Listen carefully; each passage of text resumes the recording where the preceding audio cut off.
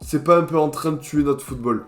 Je sais pas ce que vous en pensez, mais voir des clubs capables d'acheter autant de joueurs qu'ils veulent, parce qu'avec le délire de la Super League, l'UEFA a plus de pouvoir, clairement. Ils ont réussi à garder la Ligue des Champions, mais ils ont clairement plus de pouvoir. Et les clubs qui ont de l'argent n'auront plus de sanctions, et ils peuvent se permettre tout ce qu'ils veulent. Et sauf que tu as des clubs historiques, là, le Real est clairement dans la merde. Bon, ils ont payé leur stade, ils sont pas en manque d'argent non plus. Mais du coup, ils recrutent pas. Et les nouveaux riches, tu vois Chelsea, City, Paris. Même si City n'est pas forcément dans la logique de faire du bling-bling, eux, ils veulent plus construire une équipe avec un projet autour de Guardiola, même s'ils dépensent beaucoup d'argent. Mais tu vois, Paris, Chelsea, ça peut acheter n'importe quel joueur.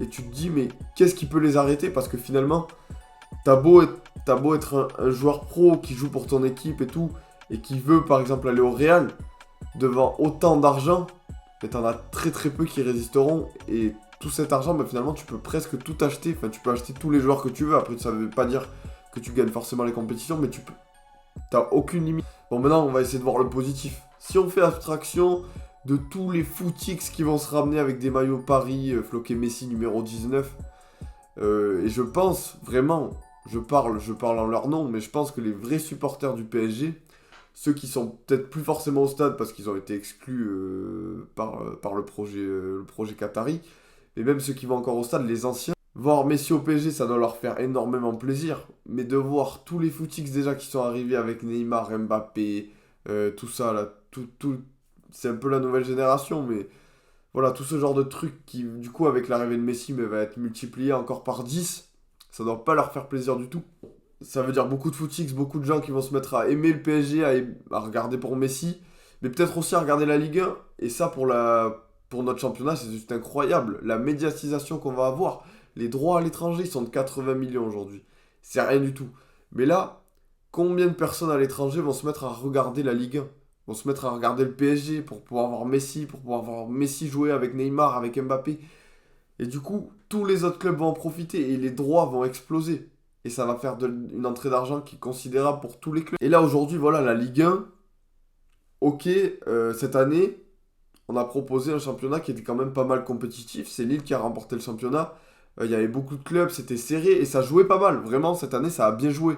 Et si on arrive à reconstruire ce qu'on a fait cette année, avec peut-être, je pense à moi, je me dis, l'OM, s'ils arrivent à se greffer au quatuor de tête de l'année dernière, ce qui ne m'étonnerait pas, ça peut proposer encore plus de compétitivité. Et t'as Nice aussi qui va se raccrocher avec Galtier, ils font un truc pas mal intéressant. T'as pas mal de bons joueurs qui jouent en Ligue 1, t'as même pas mal de stars.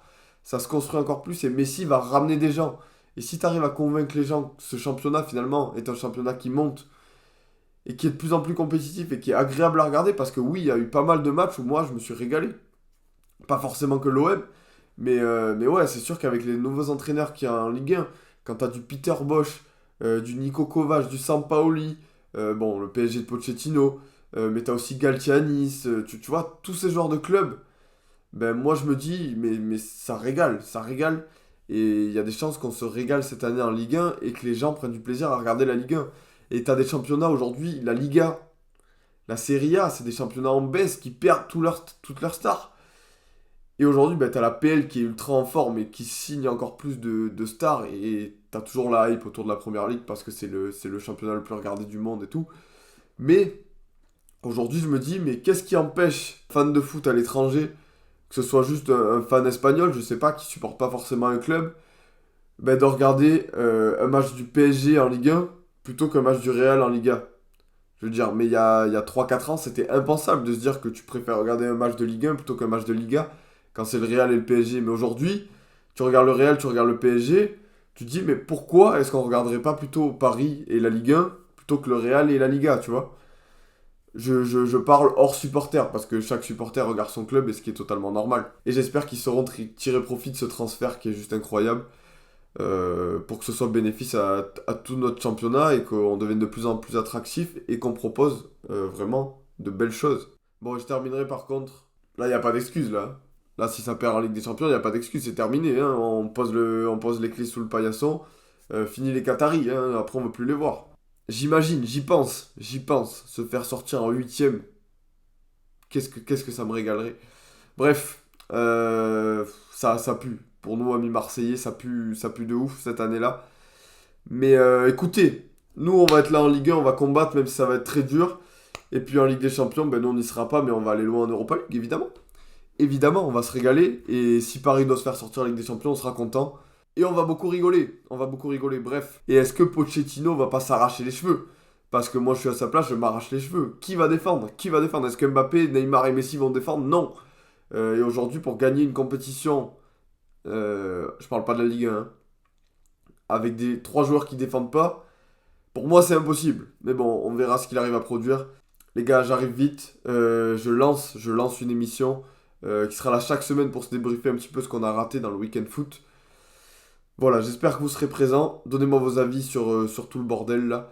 Et puis, vive le foot et non à la racaille Qatari.